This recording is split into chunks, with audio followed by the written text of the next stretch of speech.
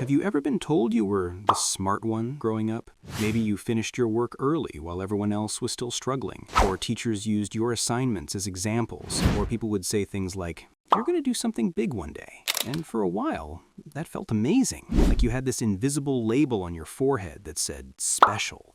But then something strange started happening. Things that used to feel easy stopped feeling easy. You started overthinking simple tasks. You hesitated before trying new things. Maybe you even began procrastinating, and not because you were lazy, but because you suddenly weren't sure you could live up to that label anymore. So what changed? Let me show you something your brain might not even realize it's doing.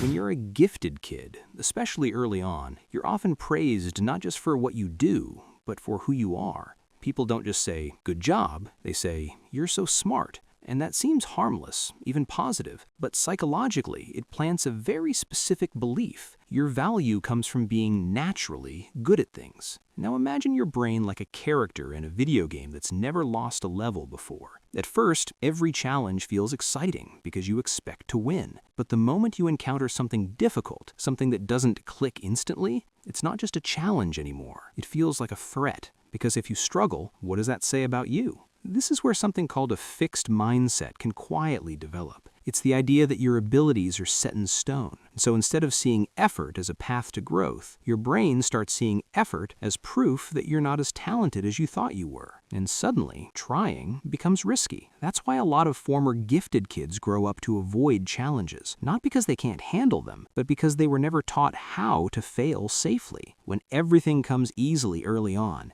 you build the habit of succeeding without friction. It's like learning to drive on empty roads your whole life, and then one day being thrown into heavy traffic. You technically know how to drive, but it feels overwhelming. And then comes perfectionism. Not the "I like things neat" kind. The kind where you'd rather not start something at all than risk doing it badly. Where you spend more time thinking about doing something than actually doing it. Where your own expectations become so high that they paralyze you. You might tell yourself, "I work better under pressure." But what's really happening is your brain is delaying the moment where your ability gets tested. Because as long as you haven't tried, you haven't failed. There's also something deeper going on here. Identity. When you grow up being the smart one, that label becomes part of who you are. It's not just a trait, it's your role. So when life gets more complex and suddenly everyone around you is just as capable, or even better in some areas, it can feel disorienting. Like, if I'm not the smartest anymore, then who am I? This is why so many gifted kids experience burnout later on. Not because they lack intelligence, but because they've been carrying this invisible pressure for years. The pressure to always perform,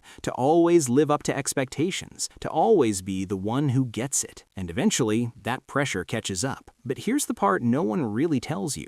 The traits that made you struggle are the same ones that can make you thrive. That sensitivity to mistakes, it means you notice details others miss. That overthinking, it's also deep thinking. That hesitation, it means you care about doing things meaningfully, not just quickly. The problem was never your ability. It was the way your brain learned to interpret effort, failure, and identity. Because in reality, intelligence was never supposed to be something you protect. It's something you use, something that grows when it's challenged, stretched, even broken a little. Think about it like a muscle. If you only ever lift weights that feel easy, you don't get stronger, you just stay comfortable. And comfort, ironically, is what keeps a lot of gifted people stuck. So what happens when you shift that perspective? When you start seeing struggle not as a threat, but as evidence that you're expanding? Something changes. You begin to take risks again, small ones at first. You allow yourself to be bad at things. You let yourself learn in public, fail in public, grow in public. And slowly, that fear of not being good enough starts losing its power because you realize you were never supposed to be perfect. You were supposed to evolve. So if any of this feels familiar, if you were the kid who was told they had so much potential and now you're wondering where that version of you went, it didn't disappear. It just got buried under expectations.